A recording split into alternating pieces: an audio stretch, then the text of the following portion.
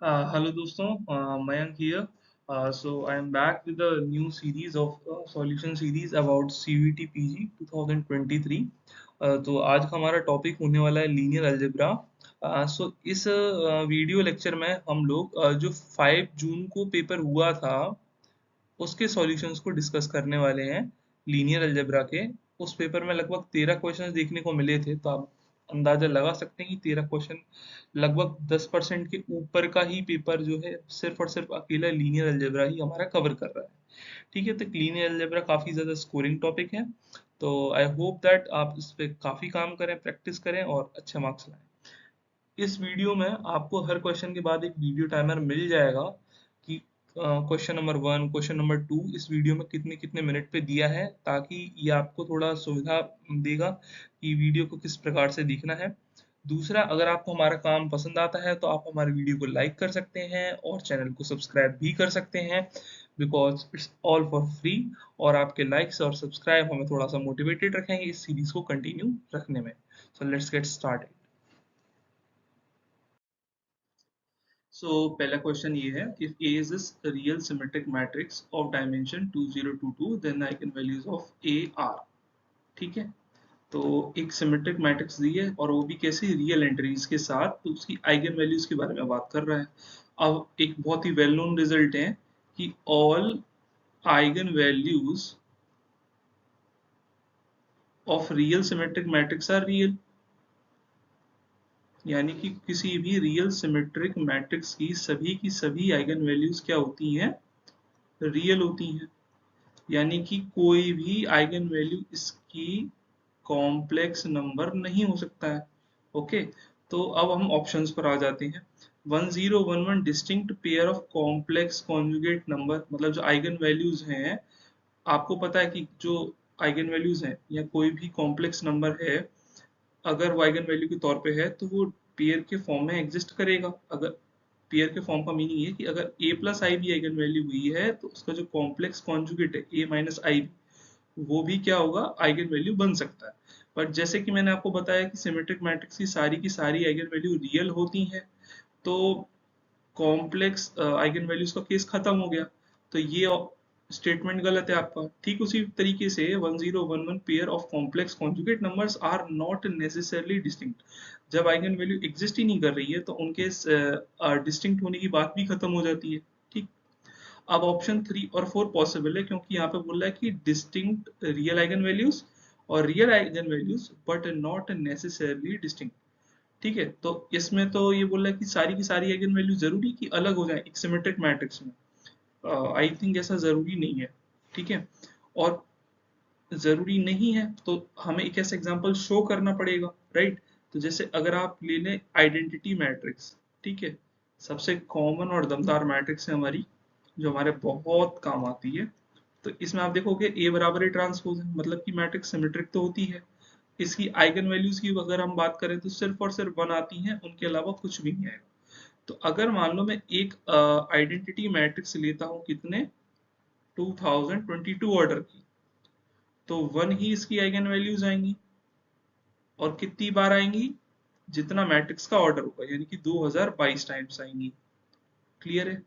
तो ये एक हमने एक ऐसा एग्जांपल दे दिया जो कि क्या है, रिपीटेड आइगन वैल्यूज को सेटिस्फाई करता है ना। यानी कि जो आपकी आइगन वैल्यूज हैं डिस्टिंक्ट नहीं है, नॉट नेसेसरीली डिस्टिंक्ट। तो ये स्टेटमेंट आपका ट्रू हो जाएगा और ये इसको काउंटर कर देगा, तो ये फॉल्स। तो ऑप्शन 4 आपका करेक्ट। सो जो हमारा नेक्स्ट क्वेश्चन है उसमें हमें क्या पूछ रहा है, जरा देखते हैं।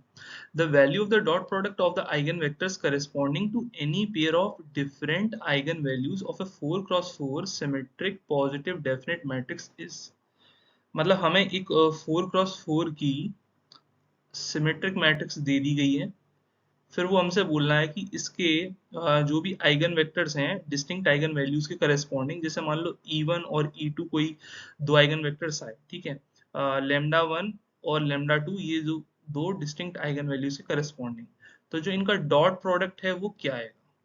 ठीक है, इन जनरल आप कह सकते हो ई आई इंटू ई जे पूछ रहा है क्या होगा जब I not equal to J. I not equal to J का मतलब कि डिस्टिंक्ट आइगन वैल्यूज के करस्पॉन्डिंग मिलने वाले हमारे डिस्टिंक्ट आइगन वेक्टर्स। ठीक है, अब जैसे कि यहाँ पे क्वेश्चन में हम देख सकते हैं कि मैट्रिक्स सिमेट्रिक है, पॉजिटिव डेफिनेट है।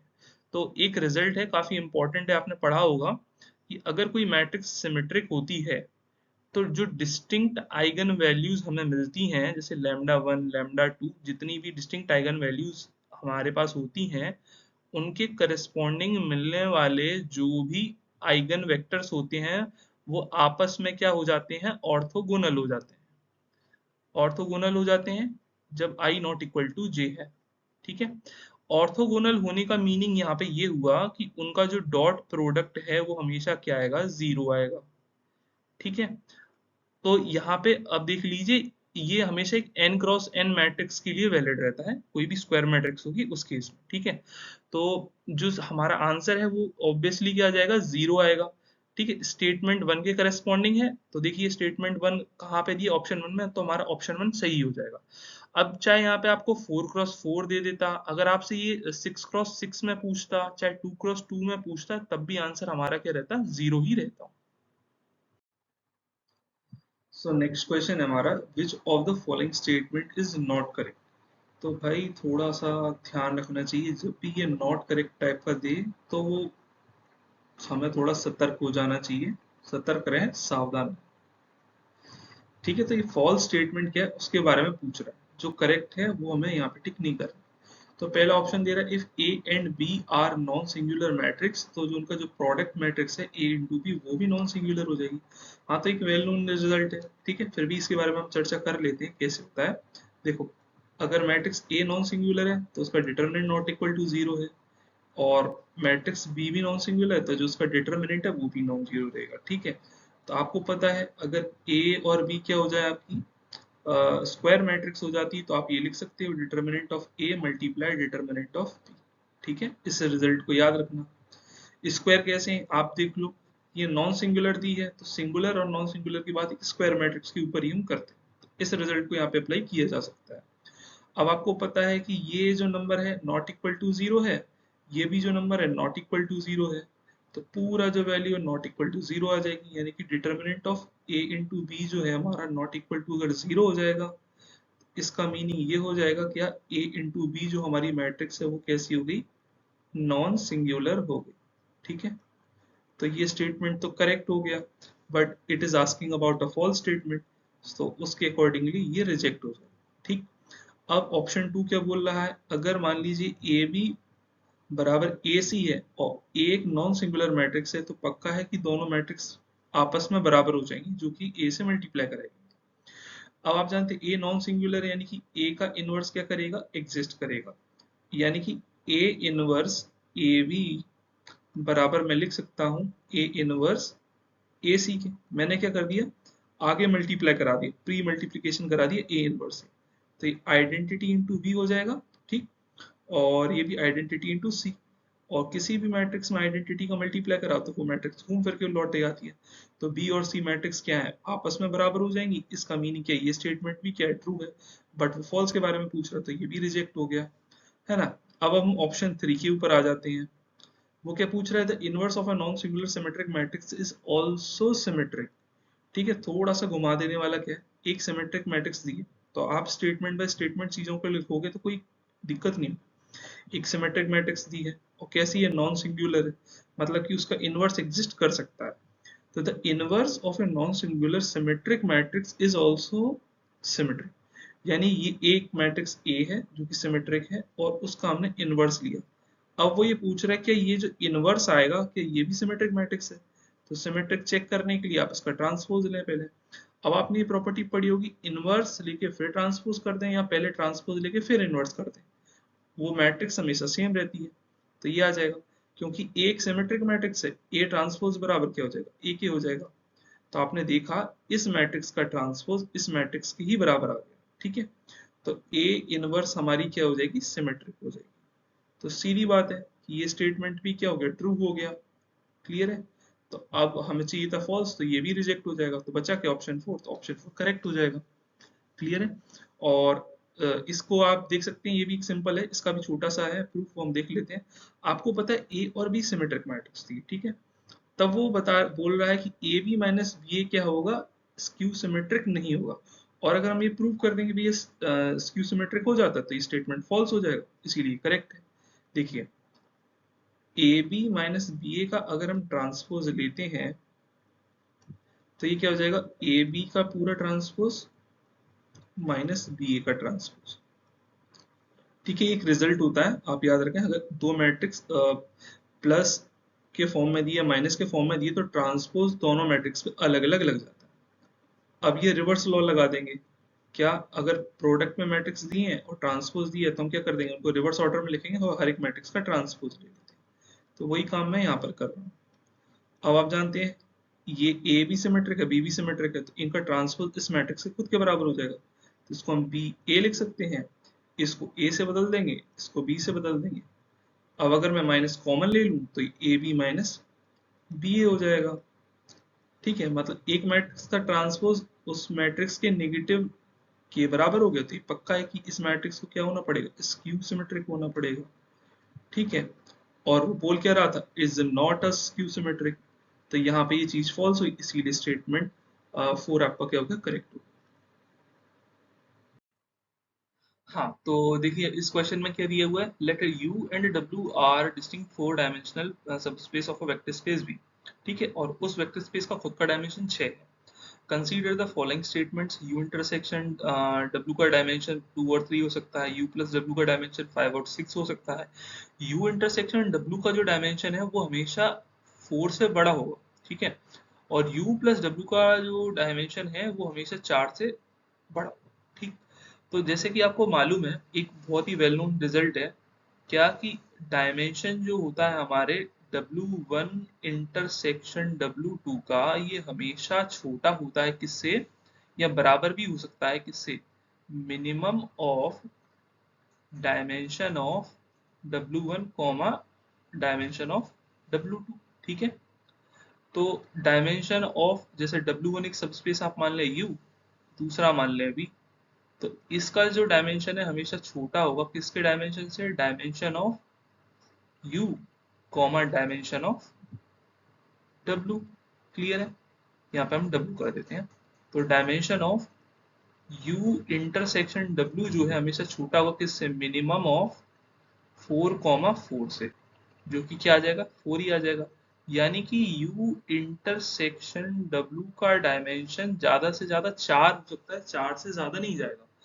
और ऑप्शन सी में हमसे क्या कह रहा है, the dimension of you intersection W is always greater than 4, always greater बोल रहा है, तो यानी कि जो हमारा स्टेटमेंट नंबर सी है वो रॉन्ग हो गया। अब आप ये देख लो कि क्वेश्चन में पूछ रहा है चूज अ करेक्ट आंसर, यानी कि जो स्टेटमेंट्स करेक्ट है हमें उनको चूज करना है। तो जिस जिस ऑप्शन में आपको सी स्टेटमेंट दिया जा रहा है कि वो करेक्ट हो सकता है, उसको तो आप पहले ही डिस्कार्ड कर दो।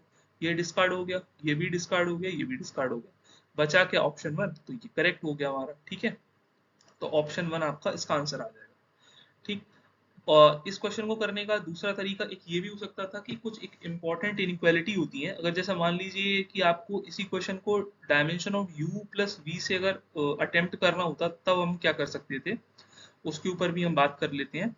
दो इम्पॉर्टेंट इनइक्वालिटी हैं जिनको मैं बताना चाहूंगा, आप उनको नोट कर लीजिए, बाद में भी आपके काम आता रहेगा। क्या कि देखो, जो डायमेंशन है आपका W1 और W2 का, ठीक है, दोनों सब स्पेस हैं यहाँ पे वेक्टर स्पेस V के, तब ये जो डायमेंशन है हमेशा छोटा हो जाता है minimum of dimension of W1 plus dimension of W2 comma dimension of V से। मतलब इसमें जो भी मिनिमम वैल्यू आएगी उससे तो छोटा हो जाएगा और हमेशा बड़ा रहेगा किस चीज से, maximum of dimension of W1 comma dimension of W2 से। ठीक है, और जो दूसरी इनइक्वालिटी है वो ये होती है कि dimension of W1 intersection W2 जो है हमेशा छोटा होता है किससे, minimum of dimension of W1 comma dimension of W2 से। ठीक है, क्योंकि ये जो W1 इंटरसेक्शन W2 है इसमें भी कंटेन हो जाता है W1 में, और W1 इंटरसेक्शन W2 क्या है इसमें भी कंटेन हो जाता है, इसलिए दोनों के मिनिमम से छोटा हो जाता है। ठीक है, और ये वैल्यू जो है हमेशा बड़ी रहेगी किससे, maximum of dimension of W1 comma dimension of W2 से। तो आप ये इनइक्वालिटी से भी अगर इसको सॉल्व करना चाहो तो अभी आपका आंसर जल्दी मिल जाएगा। ठीक है। Consider the linear mapping. ठीक है, R2 से R2 एक लीनियर ट्रांसफॉर्मेशन दी है 3x plus 4y comma 2x minus 5y, और जो बेसिस है हमें ये दिया हुआ है, E बराबर ये दिया है और S बराबर हमें ये दिया हुआ है, दो बेसिस दी हुई हैं। Then the matrix A representing F relative to basis E। तो देखो यहाँ पे मैट्रिक्स रिप्रेजेंटेशन पूछ रहा है ट्रांसफॉर्मेशन एफ का with respect to the basis E. कहने का मतलब with respect to basis E का मतलब ये है, जैसे मान लो एस आपका कोई भी बेसिस है, ठीक है, उसमें कुछ वेक्टर v1 और v2 आपने निकाल लिए। ओके, अब आप क्या करते हो, इसकी इमेज को निकालते हो, इसकी भी इमेज को निकालते हो, फिर क्या करते हो, इसको लीनियर कॉम्बिनेशन में दिखाते हो। ठीक है, ऐसा कुछ लीनियर कॉम्बिनेशन में दिखाने की कोशिश करते हो। ये जो स्केलर आपके निकल के आते हैं इनको फिर क्या कर देते हो, कॉलम वाइज लिख देते हो, तो आपका मैट्रिक्स रिप्रेजेंटेशन आ जाता है। लेकिन अब जब यहाँ पे बोल दिया ना विथ रेस्पेक्ट टू बेसिस ई, तो इसका मतलब ये हो जाएगा जो आपकी बेसिस ई है उसमें एलिमेंट कैसे हैं, 1 0 0 1। तो जो आपकी इमेज आएगी टी ऑफ वी1 और वी2 की जो इमेज आएगी, उनको आपको लीनियर कॉम्बिनेशन दिखाना होगा किसका, 1 0 0 1 का। ठीक है, तो इस प्रोसेस में हमें ये करना है। तो देखो यहाँ पे क्योंकि देखो एस का कोई यूज हमें दिख नहीं रहा है, तो एस सिर्फ आपको कंफ्यूज करने के लिए दे दिया गया है। तो हम क्या करेंगे, जो हमारी बेसिस ई है उसको डोमेन में भी लेके चलेंगे, डोमेन वाले वेक्टर स्पेस में। ठीक है, और बेसिस ई को ही हम कोडोमेन वाले वेक्टर स्पेस में भी लेके चलेंगे। कहने का मतलब ये है कि देखो आप क्या फाइंड करोगे, टी ऑफ 1 0, तो वो क्या आ जाएगा आपका, ट्रांसफॉर्मेशन ये हमें दी हुई है, टी जो हमारी ट्रांसफॉर्मेशन है x, y वो हमारी आ जाएगी 3x plus 4y comma 2x minus 5y। ठीक है, तो देखो टी ऑफ 1 0 दिया हुआ है, तो ये आ जाएगा 3 × 1 + 4 × 0 2 × 1 - 5 × 0। तो ये आ जाएगा आपका 3 2। क्लियर। उसी तरीके से टी ऑफ 0 1 अगर हम फाइंड करेंगे तो वो क्या आ जाएगा हमारा, 3 × 0 + 4 × 1 2 × 0 - 5 × 1। इससे हमारा क्या आ जाएगा, 4 - -5। अब आप ये देखिए कि ये आपका क्या आ गया, टी ऑफ E1 बराबर आपका आया है 3 2। अब आप इसको लीनियर कॉम्बिनेशन में लिखोगे कौन से, जो कि आपके कोडोमेन वाला सब स्पेस है उसकी बेसिस के फॉर्म में। ठीक है, तो 1 0 प्लस 0 1। अब आप यहाँ पे अगर 3 ले लेते हो, यहाँ पे 2 ले लेते हो, ऐड करोगे तो यही वाला वेक्टर आएगा। ऐसी टी ऑफ E2 हमारा क्या आया है, 4 - -5। ठीक है, तो वही इसको लीनियर कॉम्बिनेशन में दिखाओगे किसके, 1 0 और 0 1 के। ठीक है, तो क्या स्केलर्स आने चाहिए आपके, यहाँ पे 4 ले लो, यहाँ पे ले लो -5। ठीक है, अब आप क्या करोगे, ये जो स्केलर्स आपको मिले हैं इनको कॉलम वाइज लिख दोगे तो आपका मैट्रिक्स रिप्रेजेंटेशन आ जाएगा। तो ये आ जाएगा 3, ये आ जाएगा 2, ये आ जाएगा 4, ये आ जाएगा -5। ठीक है, तो ये हमारा मैट्रिक्स ए हो गया corresponding to the transformation F.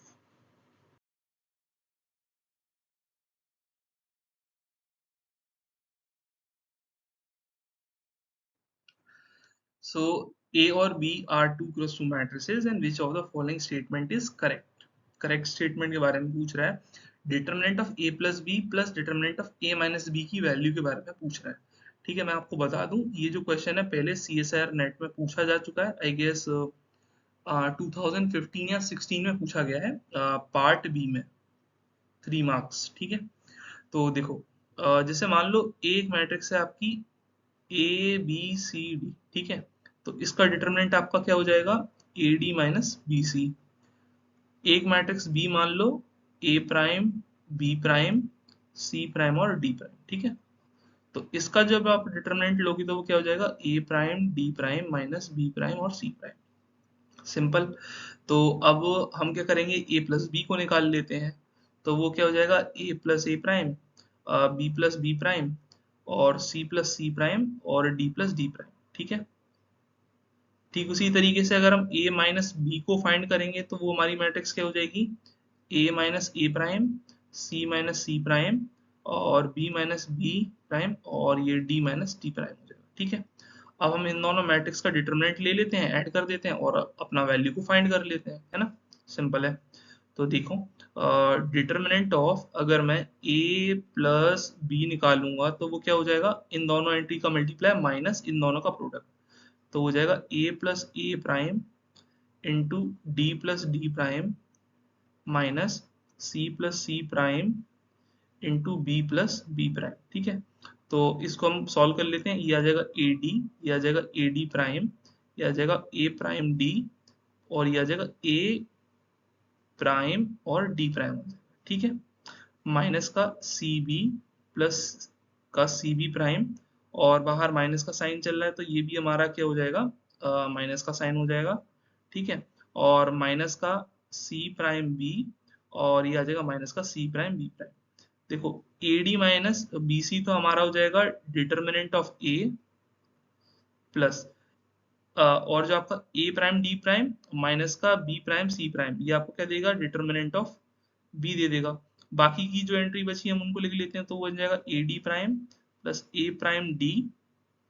ठीक है, A D prime A prime D और हमारा बचेगा माइनस का सी बी प्राइम और माइनस का सी प्राइम बी। ठीक है, तो ये हमारा determinant of A plus B आ गया। ठीक उसी तरीके से अगर आप determinant of A minus B को फाइंड करेंगे तो ये क्या हो जाएगा, determinant of A plus determinant of B, है ना। और देखो बी के बाहर पे माइनस का साइन लगा है तो उसकी वजह से जो एंट्री होंगी, ये जो डी को आप कैसे बदल सकते हो, माइनस डी से, डी प्राइम जो डी प्राइम है उसको माइनस डी से, बी प्राइम जो है आप उसको क्या कर सकते हो माइनस बी प्राइम से और जो आपका सी प्राइम है उसको माइनस सी प्राइम से। तो देखो चेंज क्या आएगा इसमें, ये हो जाएगा माइनस का ए इंटू डी प्राइम। ठीक है, ये क्या हो जाएगा माइनस का ए प्राइम डी और ये माइनस का बी प्राइम हो जाएगा और माइनस माइनस फिर प्लस का बी प्राइम सी दे देगा और ये सी प्राइम को माइनस सी प्राइम से बदल सकते हो तो ये क्या आ जाएगा प्लस का सी प्राइम बी। अब आप दोनों को ऐड कर दो तो determinant of A plus B plus determinant of A minus B अगर आप करोगे तो ये क्या हो जाएगा, two times of determinant of A plus determinant of B. ठीक है, और बाकी के ये वाले जो टर्म्स हैं हमारे क्या हो जाएंगे, कैंसिल होते हुए आपको दिख जाएंगे। ठीक है, तो वो जीरो हो जाएगा। तो जो हमारा आंसर है वो क्या हो गया, two into determinant of A plus two into determinant of B आ गया। ठीक है, तो हमारा ऑप्शन वन जो है स्टेटमेंट वन करेक्ट होगा, स्टेटमेंट वन के करस्पॉन्डिंग मिलने वाला ऑप्शन वन है तो ऑप्शन वन इज करेक्ट। ठीक है, सो थैंक यू, और अगर आपको मेरे एफर्ट्स पसंद आए हों तो वीडियो को जरूर लाइक करें और चैनल को सब्सक्राइब करना ना भूलें। तो देखिए इस मैट्रिक्स में क्या है, तीन आइगन वैल्यू दी हुई हैं, है ना, वो हमें फाइंड करनी है, फिर जो भी आ जाए उनका स्क्वायर ऐड कर देंगे। तो एक तो मेथड ये कि कैरेक्टरिस्टिक पॉलिनोमियल निकाल लें, उससे मैट्रिक्स आ जाएगी, मैट्रिक्स की जो भी आइगन वैल्यूज होंगी उनको स्क्वायर करके ऐड करा दो, आपका आंसर आ जाएगा। एक तरीका ये है कि अगर आपको ट्रेस और डिटरमिनेंट वाला कॉन्सेप्ट लगा दीजिए और अगर पहले से एक मैट्रिक्स की आइगन वैल्यू आपको नोन हो जाए तो फिर डिटरमिनेंट और ट्रेस का कॉन्सेप्ट लगाना थोड़ा ज्यादा इजी पड़ जाएगा। कहने का मतलब क्या है, देखिए मैं बताता हूँ। अगर मान लीजिए आपने ये रो ली, ठीक है, इसकी सारी एंट्रीज को जोड़ा, कोई भी फिक्स नंबर के आ गया, ठीक, यहाँ पे भी ये एंट्रीज को जोड़ा, फिर से वही नंबर के आ गया, ठीक, अब ये रो ली, इसके सारे एंट्रीज को जोड़ा, वो नंबर के आ गया, तो पक्का है कि ये जो के है वो आपका क्या हो जाएगा, एक आइगन वैल्यू हो जाएगा। ये एक रिजल्ट है, आपने पढ़ा होगा, मैं इसको भी फॉर्मली लिख देता हूँ। मतलब क्या है, if sum of each row entries is k, इसका मीनिंग ये होगा कि k is an eigenvalue. ठीक है, तो जैसे इस मैट्रिक्स में अगर हम देखेंगे सबको जोड़ने पर क्या आ रहा है, -3 आ रहा है, इन सबको जोड़ने पर भी -3 आ रहा है, ठीक है, और इन सबको जोड़ने पर भी -3 आ रहा है। तो क्लियर है कि लैम्डा 1 बराबर आपका -3 एक इसका आइगन वैल्यू होगा ही होगा। ये यहाँ से हमें क्या हो गया, कंफर्म हो गया। ठीक, तो अगर हम जैसे मान ले ए बी सी कोई 3 आइगन वैल्यू हैं, तो उनमें से हम नाम दे देते हैं ए बराबर -3। ठीक है, अब आपने ट्रेस का भी कॉन्सेप्ट पढ़ा होगा। ट्रेस क्या होता है, सम ऑफ आइगन वैल्यू। तो जैसे ए बी सी हम 3 आइगन वैल्यू मान लें, उनको जोड़ने पर हमें क्या मिलेगा, ट्रेस ऑफ ए मिल जाएगा। तो -3 प्लस बी प्लस सी, ट्रेस क्या है, सम ऑफ डायगोनल एलिमेंट यानी -2 प्लस का 1 यानी कि माइनस का 1 आ जाएगा। तो यानी कि बी प्लस सी आपका क्या हो जाएगा, 2 हो जाएगा। तो एक इक्वेशन नंबर ए इसको आप मान लीजिए। दूसरा, डिटर्मिनेंट ऑफ ए हमारा क्या होता है, प्रोडक्ट ऑफ आइगन वैल्यू, यानी कि ए इंटू बी इंटू सी करने पर हमें डिटर्मिनेंट मिल जाएगा। ठीक है, हमारे डिटर्मिनेंट की वैल्यू क्या है, ये हम फाइंड कर लेते हैं। -1, तो ये आ जाएगा हमारा माइनस का 12 और प्लस का 3 और प्लस का 2। मैंने रो 3 से एक्सपेंड करा है। और ये हमारा हो जाएगा माइनस का 12, सॉरी प्लस का 12। हाँ ठीक है, और ये आपका आ जाएगा 2 3 जा 6, माइनस का 6 और माइनस ऑफ माइनस प्लस का 6 हो जाएगा। तो ये आ जाएगा 36 माइनस ऑफ -9, यानी कि टोटल आ जाएगा 45। यानी कि 45 बराबर क्या हो जाएगा आपका, देखना, ए इंटू बी इंटू सी। ए का वैल्यू -3, बी इंटू सी, तो यानी कि बी इंटू सी क्या आ रहा है, माइनस का 15। क्लियर है। अब अपन ये देख सकते हैं क्या, कि ऐसे दो रियल नंबर आप अंदाजा लगा लीजिए कि देखो, b अगर को मैं 5 ले लेता हूँ, c को -3 ले लेता हूँ, तो डिफरेंस 2 आ जाएगा। और 5 इंटू 3 करने पे मेरे को -15 मिल जाएगा। तो b अगर मेरा 5 हो जाए और c बराबर अगर मेरा -3 हो जाए, तो ये दोनों सेटिस्फाई हो जाएंगे, a और b साथ में। तो मुझे ये आइगन वैल्यू भी मालूम पड़ गई। ठीक है, और ये मेरे को मालूम है कि क्या है, -3 है ही है। तो सम ऑफ स्क्वायर क्या हो जाएगा, -3 का स्क्वायर, -3 का स्क्वायर और +5 का स्क्वायर, यानी कि 25 प्लस 9 प्लस 9, यानी कि 25 प्लस 18, यानी कि 43 आपका करेक्ट आंसर होता है। ठीक है, तो जस्ट एक कैलकुलेशन वाला पार्ट था और इसमें कुछ भी नहीं था ऐसा। So next question जो है हमारा, the matrix of P is the inverse of matrix Q. If I denote the identity matrix, then which one of the following option is correct? अब जैसे कि आप जानते हैं कि अगर मैं बोलूं A matrix is inverse of A, तो इसका मीनिंग ये भी होता है क्या कि A is inverse of A inverse, right. और इसकी मैट्रिक्स की डेफिनेशन से आप लेंगे तो ये चीज आपको मालूम है, ए इनवर्स इंटू ए, और दोनों को आप किसी भी ऑर्डर में मल्टीप्लाई कराएं, आइडेंटिटी मैट्रिक्स मिलेगी। अगर हमारी ए मैट्रिक्स हम यहाँ पे क्यू मान लेते हैं और जो उसका इनवर्स दे रहा है वो पी मान लेते हैं, ठीक है। तो अगर हमने ये माना है तो इसका मतलब पी इंटू क्यू भी हमें क्या दे देगा, आइडेंटिटी दे देगा। उसके हिसाब से हमारा जो स्टेटमेंट थर्ड है वो करेक्ट हो जाएगा। स्टेटमेंट थर्ड जो है वो किस ऑप्शन में दिया हमें, ऑप्शन 3, तो ऑप्शन 3 करेक्ट हो गया हमारा। और बाकी सारे तो ये रिजेक्ट हो जाएंगे, क्योंकि इन सब में क्या बोल रहा है कि एक पार्ट जो है आइडेंटिटी के बराबर नहीं आएगा। और ये वाला रिजेक्ट होने का रीजन क्या है कि देखो P इंटू क्यू क्या हमारा identity matrix, Q into P क्या है वो भी एक आइडेंटिटी मैट्रिक्स है। तो उनको जब डिफरेंस करोगे तो आपको जीरो मैट्रिक्स मिलनी चाहिए, ना कि आइडेंटिटी मैट्रिक्स। इस वजह से ये भी रॉन्ग हो गया। ठीक है, तो जो अगला क्वेश्चन है उसमें क्या दिया, for what value of k the set of the vectors 1k 5 1 3 2 2 1 forms a basis in R3। देखिए, जब भी इस तरीके का क्वेश्चन आए, आपको कुछ सेट ऑफ वेक्टर्स अगर आपको दिया हुआ हो और बोला है कि बेसिस फॉर्म करना है, तो सीधी बात है, बेसिस अपने आप में क्या होता है, एक लीनियरली इंडिपेंडेंट सेट होता है। ठीक है, such that linear span of S क्या हो जाता है, वेक्टर स्पेस वी को जनरेट कर देता है। तो मतलब मेन जो हम इस्तेमाल करेंगे डेफिनेशन वो है हमारे एल आई की यहाँ पे। तो ये सेट ऑफ वेक्टर्स को एल आई होना पड़ेगा। तो क्या करें कि इसकी जो ट्रिक होती है वो ट्रिक ये होती है कि अगर आपको इन वेक्टर्स को एल आई प्रूव करना है, तो आप क्या करो, इन वेक्टर्स को रो वाइज लिख लो। ठीक है, यानी कि 1k 5, ये एक रो हो गई। ठीक उसी तरीके से 1 -3 और 2 लिख लिया। और फिर हमने लिख लिया 2 -1 1। अब ये जो मैट्रिक्स फॉर्म हो रही है, ठीक है, इस मैट्रिक्स का डिटर्मिनेंट अगर हमारा नॉट इक्वल टू 0 आ जाता है, इस मैट्रिक्स का जो डिटर्मिनेंट है वो अगर नॉट इक्वल टू 0 आ जाता है, ये पक्का इंप्लाई करेगा कि ये वेक्टर्स हमारे क्या हो जाएंगे, लीनियरली इंडिपेंडेंट। तो अब हम क्या करेंगे कि इस मैट्रिक्स का डिटर्मिनेंट निकाल लेते हैं, नॉट इक्वल टू 0 होना चाहिए। तो उससे क्या हो जाएगा, हमें k की वो वैल्यू मालूम पड़ जाएगी जिसके लिए ये डिटर्मिनेंट हमेशा नॉट इक्वल टू 0 रहेगा। ठीक है, तो देखिए 1 इंटू माइनस का 3 प्लस का 2, ठीक है, माइनस का k, और यहाँ से एक्सपेंड कर रहा है, मैं रो वन के अलोंग एक्सपेंड कर रहा हूँ।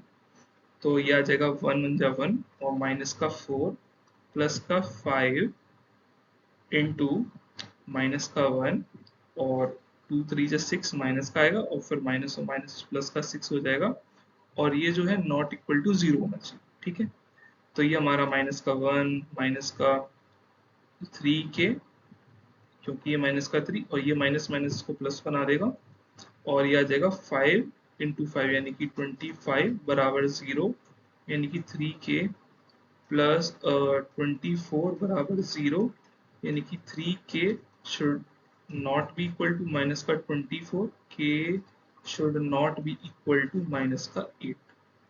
ठीक है, तो ऑप्शन 4 हमारा फिर करेक्ट हो गया। तो ये ऑप्शन 4 क्लियर है, बस ये।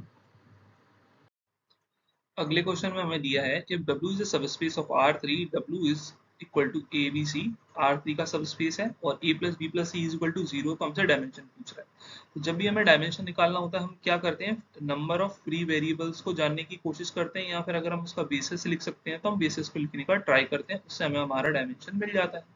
ठीक है, तो जैसे कि आप देख सकते हो a प्लस बी प्लस सी अगर हमारा 0 है तो इसका मतलब क्या हो जाएगा कि a बराबर माइनस बी माइनस सी हो जाएगा। अब हम W सबस्पेस को दोबारा अगर लिखेंगे तो क्या बन जाएगा, minus B minus C comma B comma C, such that B और सी क्या है, दो रियल नंबर हो जाएंगे। ठीक है, तो मुझे पता है कि W सबस्पेस के किसी भी मुझे वेक्टर को लिखना है तो मुझे ज्यादा एग्जैक्टली दो वेरिएबल मिल जाए बी और सी, मैं पूरे वेक्टर्स को लिख दूंगा। तो फ्री वेरिएबल कितने हो गए मेरे यहाँ पे 2, तो डायमेंशन भी क्या हो गया मेरे W का 2 हो गया। ठीक है, अब आप इसका बेसिस अगर विजुअलाइज करना चाहो तो हम बेसिस आपको लिख के बता देते हैं। देखिए बेसिस किस प्रकार का हो जाएगा, b -1। ठीक है, अभी हम c वाले कंपोनेंट की बात नहीं कर रहे हैं, उसके लिए एक अलग वेरिएबल ले लेंगे। ये 1 हो जाएगा और 0। ठीक है, और c जब हम यहाँ लेंगे तो देखो इस c के करस्पॉन्डिंग एक -1 यहाँ आ जाएगा, यहाँ पे तो c का कॉफिशिएंट नहीं है तो ये 0 हो गया, और यहाँ पे c का कॉफिशिएंट है तो 1 आ जाएगा। तो यानी कि जो हमारी बेसिस है उसमें क्या एलिमेंट आ जाएंगे, -1 1 0 कॉमा -1 0 1, और आप देख सकते हो कि Li है, इसीलिए हमारा जो डायमेंशन ऑफ W है वो एग्जैक्टली क्या आ गया हमारा, 2 आ गया। तो 2 कहाँ पे दिया है, ऑप्शन 1 में। ठीक है, तो हमारा ऑप्शन 1 क्या हो जाएगा, 1 1 है, होगा 2 होगा 3 होगा कि 4 होगा। ठीक है, तो आपको एक्चुअल में क्या करना है, इसको सिलेक्ट करना है। ठीक है, तो ये आपका जो ऑप्शन है वो 1 2 3 4 सीरियल नंबर दिया हुआ है, और इसमें आपका ऑप्शन क्या हो जाएगा, 1 करेक्ट। ठीक है, जो गिवन क्वेश्चन है उसमें क्या दिया है, the dimension of the general solution space W of the homogeneous system. ये एक हमें होमोजीनियस सिस्टम दिया हुआ है और हमसे जो सॉल्यूशन स्पेस बनेगा इस होमोजीनियस सिस्टम का, मतलब इस होमोजीनियस सिस्टम का अगर आप सॉल्यूशन लिख लें, उससे आप एक वेक्टर स्पेस बनाते हैं, तो उस वेक्टर स्पेस का वो डायमेंशन पूछ रहा है। ठीक है, तो जनरली अगर आपके पास कोई भी होमोजीनियस सिस्टम दिया हो और अगर आपसे डायमेंशन पूछ रहा है किसका, सॉल्यूशन स्पेस का, तो जो डायमेंशन ऑफ सॉल्यूशन स्पेस होता है एक होमोजीनियस सिस्टम के लिए, वो एक्चुअल में मैट्रिक्स ए की नलिटी के बराबर हो जाता है। ठीक है, इसका जो रीजन है, एक छोटा सा रीजन है, देखो जैसे कि आप जानते हो नलिटी ऑफ टी क्या होता है आपका, ऐसे वेक्टर्स का कलेक्शन सच दैट जब ट्रांसफॉर्मेशन पे इन वेक्टर्स को ऑपरेट करोगे तो आपको जीरो वेक्टर मिल जाएगा। ठीक है, अगर हम एक ट्रांसफॉर्मेशन को मैट्रिक्स से बदल दें तो ये उन सभी वेक्टर्स का कलेक्शन हो जाएगा कि जब a इंटू एक्स आपको जीरो दे देगा। यानी कि अगर हम डायमेंशन ऑफ एन ए अगर जानने की कोशिश करेंगे तो ये ऐसे Li वेक्टर्स यानी कि ऐसे सॉल्यूशन वेक्टर्स किसके होमोजेनियस सिस्टम्स का कलेक्शन हो जाएगा सच दैट कि ये आपका एक्चुअल में क्या बना देगा, मैट्रिक्स ए का नल स्पेस बना देगा। तो अगर आपको डायमेंशन निकालना है तो आप क्या कर लीजिए, ऐसे Li सॉल्यूशन निकाल लीजिए और यानी कि नलिटी निकाल लीजिए, तो ये मैट्रिक्स ए की नलिटी को दिखाता है। ठीक है, तो इसका छोटा सा कॉन्सेप्ट है। अब हम मैट्रिक्स के ऊपर आ जाते हैं। हमारी कोफिशिएंट मैट्रिक्स क्या दे रहा है, देखो ये बन जाएगी 1 2 5। ठीक है, और हो जाएगा 2 4 माइनस का 10, ये हो जाएगी माइनस का 3 माइनस का 5 माइनस का 13, और ये हो जाएगा 2, ये हो जाएगा 1, और ये हो जाएगा 4, ये हो जाएगा माइनस का 4 माइनस का 6 और माइनस का 16। ठीक है, सबसे पहले हम क्या करते हैं, अगर देखो 5 में से हम 4 घटा देंगे तो यहाँ पर 1 आ जाएगा, यानी कि R2 में कैसे चेंज कर रहा हूँ, R2 को मैं 2 टाइम्स कर दे रहा हूँ और फिर R3 में से सब्सट्रैक्ट कर दे रहा हूँ। ठीक है, तो उससे क्या हो जाएगा देखते हैं। ये जो हमारी मैट्रिक्स है वो बन जाएगी 1 2 माइनस 3 2 माइनस 4, और ये बन जाएगा माइनस का 1 माइनस का 2, ये हो जाएगा 3 माइनस का 2, और ये हो जाएगा 4। ठीक है, और ये नीचे आ जाएगा 5, ये आ जाएगा 10 माइनस का 13, ये हो जाएगा 4 और माइनस का 16। ठीक, अगर मैं इस पे फिर से चेंज कर दूं, क्यों, क्योंकि देखो मुझे अब 0 0 0 बनाना है, तो मैं क्या करूंगा 5 टाइम्स इसका ऐड कर दूंगा इसमें, तो ये मेरा पोर्शन 0 हो जाएगा। यानी कि R3 में कैसा चेंज कर रहे हैं, 5 times of R2 plus R3 लगा देंगे। ठीक है, तो उससे मेरा काम आसान पड़ जाएगा। तो ये मेरा क्या आ जाएगा, देखो 1 2 माइनस का 3 2 माइनस का 4, है ना। तो और ये मेरा क्या हो जाएगा, 5 में से 5 गया तो 0, 10 में से ये अगर मेरा जाएगा तो ये मेरा हो जाएगा माइनस का 10, और इसमें ऐड करूंगा तो फिर से 0। ठीक उसी तरीके से अगर मैं इसमें करूंगा तो ये 15 हो जाएगा। ठीक है, और ये हो जाएगा प्लस का 2, और इसमें अगर मैं ऐड करूंगा तो ये क्या हो जाएगा माइनस का 4 और प्लस का 4, ये हो जाएगा 0, और इसमें अगर मैं करता हूं तो ये फिर से 0 आ जाएगा। ठीक है, और ये मेरा क्या बन जाएगा माइनस का 1 माइनस का 2, ये हो जाएगा 3, ये हो जाएगा माइनस का 2, और ये हो जाएगा 4। अब मैं क्या कर सकता हूँ, जैसे कि देखो ये दोनों अपोजिट साइन में दिख रहे हैं मेरे को, तो एक्चुअल में मैं R2 में क्या चेंज कर दूं, R2 प्लस R1 कर दूं। तो इससे क्या हो जाएगा, मेरी मैट्रिक्स क्या रिड्यूस हो जाएगी, देखना 1 2 माइनस 3 2 माइनस 4, और ये हो जाएगा 0 0 0 0 0, और ये आ जाएगा 0 0 2 0 0। ठीक है, तो अगर हम इसमें देखें तो हमारा जो रैंक है वो कितना आ रहा है, पीवट को हम काउंट कर लेते हैं। तो एक पीवट तो ये मिल गया और एक पीवट हमारा ये मिल गया। तो सीधी बात है, मैट्रिक्स की जो रैंक है वो तो क्या आ गई, 2 आ गई। ठीक है, अब जैसे कि आप देख सकते हैं हमें नलिटी निकालना है, तो हम क्या करेंगे, नलिटी क्या होता है, किसी भी मैट्रिक्स ए का अगर सिस्टम हमें दिया है होमोजीनियस सिस्टम, तो नंबर ऑफ अननोन्स जितने हैं, ठीक है, उसमें से हम रैंक ऑफ ए को घटा देंगे तो हमारी नलिटी आ जाएगी। नंबर ऑफ अननोन कितने हैं, 5 हैंगे, तो 5 माइनस 2 यानी कि 3। तो हमारी जो नलिटी है वो 3 आ गई, यानी कि डायमेंशन ऑफ नल स्पेस हमारा क्या हो गया, 3 हो गया। तो ऑप्शन 2 में आपका आंसर 3 आ रहा है, तो ऑप्शन 2 आपका क्या हो जाएगा, करेक्ट हो जाएगा। सो हमारा नेक्स्ट क्वेश्चन लीनियर ट्रांसफॉर्मेशन के ऊपर है, मैट्रिक्स रिप्रेजेंटेशन के ऊपर। एफ कोई भी लीनियर ट्रांसफॉर्मेशन है R3 से लेकर R2, ये ट्रांसफॉर्मेशन हमको दी गई है। R3 का बेसिस S बोला गया, R2 का बेसिस S प्राइम बोला गया, S दिया है, S प्राइम दिया है। तब ट्रांसफॉर्मेशन F का वो क्या पूछ रहा है, मैट्रिक्स रिप्रेजेंटेशन पूछ रहा है। देखिए एक चीज मैं आपको बता दूं, जैसे मान लीजिए कोई भी ट्रांसफॉर्मेशन F आपको दी है, ठीक है, Rn से लेकर Rm, ठीक है, तब इसकी जब आप मैट्रिक्स निकालेंगे, मैट्रिक्स रिप्रेजेंटेशन निकालेंगे, वो m क्रॉस n की आएगी। मतलब अगर n डायमेंशन वाले वेक्टर स्पेस से m डायमेंशन वाले में जाता है तो जस्ट एक रिवर्स हो जाता है, m इंटू n। तो क्योंकि यहाँ पे हमारी जो ट्रांसफॉर्मेशन R3 से लेकर R2 में है, तो हमारी जो मैट्रिक्स है वो 2 क्रॉस 3 की आएगी। अब हमने ऑप्शन 3 को देखा, ये कितने की, 3 क्रॉस 2 की है, तो ऑब्वियस है कि ये वाला ऑप्शन हमारा गलत हो जाएगा। ठीक है, तो बाकी 1 2 और 4 में से कोई एक हमारी पॉसिबिलिटी हो सकती है। तो हम आगे चलते हैं, जैसे कि transformation F of X Y Z हमें क्या दी हुई है, 3x प्लस 2y माइनस का 4z x minus 5y plus का 3z। ठीक है, तो अगर हम f ऑफ 1 1 1 निकालेंगे, ये वाली हम बेसिस लेंगे ना R3 की, तो ये वाला हमारा क्या हो जाएगा, 3 प्लस 2 माइनस का 4 1 माइनस 5 प्लस का 3, तो ये अपना आ जाएगा कितना, 2 कॉमा -1। ठीक है, ठीक उसी तरीके से अब हम ले लेते हैं f ऑफ 1 1 0, तो ये हमारा क्या बन जाएगा, 3 प्लस 2 माइनस का 0 1 माइनस का 5 प्लस का 0, तो ये हमारा आ जाएगा 5 कॉमा माइनस का 4। उसी तरीके से f ऑफ 1 0 0 अगर हम ले लेते हैं, तो ये हमारा क्या बन जाएगा, 3 प्लस 0 माइनस का 0 और 1 माइनस का 0 प्लस का 0, तो यानी कि 3 1 हो जाएगा। ठीक है, अब हमें क्या करना होगा, ये जैसे हमारा वेक्टर क्या आ गया, E1, ये हमारा वेक्टर आ गया E2, ये हमारा आ गया E3। इन वेक्टर्स को हमें linear combination of S prime में दिखाना होगा। फिर उससे जो हमें हमारे स्केलर्स मिलेंगे, अगर हम उसको कॉलम वाइज लिख देते हैं, तो हमारा मैट्रिक्स रिप्रेजेंटेशन निकल कर आ जाएगा। ठीक है, तो जैसे मान लो E1 है आपका, क्या दिया हुआ है, 2 कॉमा -1, तो हम इसको लीनियर कॉम्बिनेशन लिखेंगे किसके, इस वाले वेक्टर्स का 1 3 और 2 5 का। तो 1 3 प्लस बी इंटू 2 5 हम कर देंगे, तो ये हमारा बन जाएगा a प्लस 2b और 3a plus 5b equal to E1, यानी कि जो हमारा क्या हो जाएगा, 2 कॉमा माइनस का 1, यानी कि a प्लस 2b बराबर 2 हो जाएगा और 3a प्लस 5b बराबर हमारा क्या आ जाएगा, माइनस का 1 आ जाएगा। इन दोनों को जब हम सॉल्व कर लेंगे, तो a बराबर तो आ जाएगा माइनस का 7 और b बराबर आ जाएगा हमारा 4।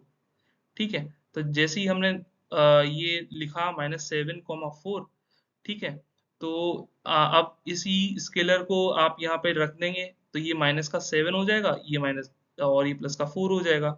और जब आप इसको ऐसे कॉलम वाइज लिखेंगे, तो मैट्रिक्स में क्या आएगा, माइनस का 7 यहाँ पर और 4। तो अब आप देखो कि ये वाला ऑप्शन तो वैसे भी गलत हो गया, तो 1 और 4 में से कोई एक पॉसिबल है, तो हमें क्या करना पड़ेगा, कॉलम 2 को भी फाइंड करना पड़ेगा, तभी हम डिफ्रेंशिएट कर पाएंगे। ठीक है, कॉलम 3 पे हमें जाने की जरूरत नहीं पड़ेगी, क्योंकि कॉलम 2 ही दोनों के अलग अलग हैं, तो हम सिर्फ कॉलम 2 भी कैलकुलेट कर लें तो हमारा काम हो जाएगा। ठीक है, तो जैसे कि अब आप देखिए कि जो हमारा नेक्स्ट वेक्टर है वो क्या है हमारा, 5 कॉमा माइनस का 4 है। ठीक है, तो ये हो जाएगा आपका 5 कॉमा माइनस का 4 और ये आपका बन जाएगा E2। ठीक है, लीनियर कॉम्बिनेशन तो आपको इसी वाले बेसिस से दिखाना है, 1 3 और 2 5। ठीक है, तब इक्वेशन आपकी a प्लस 2b और 3a प्लस 5b ही रहेगा। बस यहाँ पर क्या हो जाएगा, 2 और -1 की जगह पे आपका क्या आ जाएगा, 5 और माइनस का 4 आ जाएगा। ठीक है, तो यहाँ 5 आ जाएगा, यहाँ पे माइनस का 4 आ जाएगा, और जब हम इसको सॉल्व कर लेंगे इन दोनों इक्वेशंस को, तो a का वैल्यू हमारे पास क्या बन जाएगा, ए का वैल्यू हमारा बन जाएगा माइनस का 33 और ये हमारा बन जाएगा 19। तो ये हमारा आ जाएगा माइनस का 33 और ये आ जाएगा 19। ठीक है, क्योंकि हम कॉलम वाइज लिख देते हैं, हमारा जो भी कोऑर्डिनेट वेक्टर आता है, ये जो ए और बी हैं आपस में क्या हो जाते हैं, कोऑर्डिनेट वेक्टर हो जाएंगे इस वाले वेक्टर E2 के लिए। ठीक है, तो उसको हमने कॉलम वाइज लिख दिया, तो हमारा जो ऑप्शन 1 है वो करेक्ट हो जाएगा और हमें इस पे जाने की जरूरत नहीं पड़ी। तो इस तरीके से हम अपने कैलकुलेशन के टाइम को भी बचा सकते हैं। सो जो हमारा नेक्स्ट क्वेश्चन है, if A is a matrix, ये 3 क्रॉस 4 ऑर्डर की मैट्रिक्स दी हुई है, then which one of the following is true, rank 4 3 2 और 1 में से क्या हो सकता है। तो सिंपल सा है, हम मैट्रिक्स जो हमें दी हुई है उसको हम क्या करेंगे, रो एशेलन फॉर्म में बनाने की कोशिश करेंगे। जितने नंबर ऑफ पिवट्स मिल जाएंगे उतनी हमारी रैंक आ जाएगी, नंबर ऑफ पिवट्स जितने मिलेंगे उतनी हमारी रो रैंक हो जाएगी।